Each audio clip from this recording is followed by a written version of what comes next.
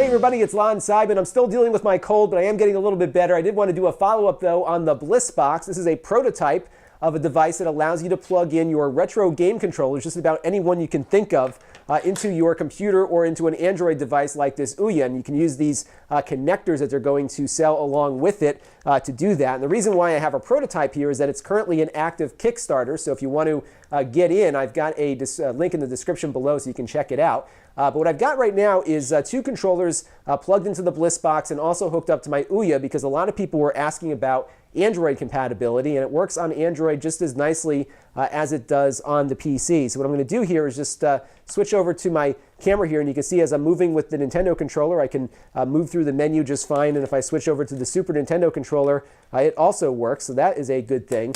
And then if you go over down into the controller options, you'll see that there's actually 4 different settings for the Blissbox, and that's because every port on the Blissbox shows up as a unique USB device, which is really good, especially for 2-player games, because it's going to see each one of these connectors as a distinct controller, as a distinct USB device. And that's really important when you're mapping 2-player games. I'm going to show you here, we're in the ColecoVision emulator right now, but if I go over to the player option here, this will let me map each controller to a specific player number. So I'm going to map my Nintendo controller to port 1, and my Super Nintendo controller has been already mapped to port 2. So I'm going to go over here and load up a game real quick.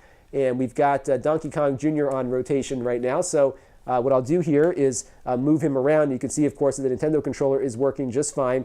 But if I pick up the Super Nintendo controller, it doesn't work at all. And that is because this is mapped to player 2. So if we were playing a 2-player game and player 2's turn came up, then the Super Nintendo controller would work. So it works pretty great, actually, on Android, just as well as it does on the PC platform. And I think, again, this is a really great device. And I do hope a lot of you can go in and support the Kickstarter to make it a reality. This is Lon.TV, and thanks for watching.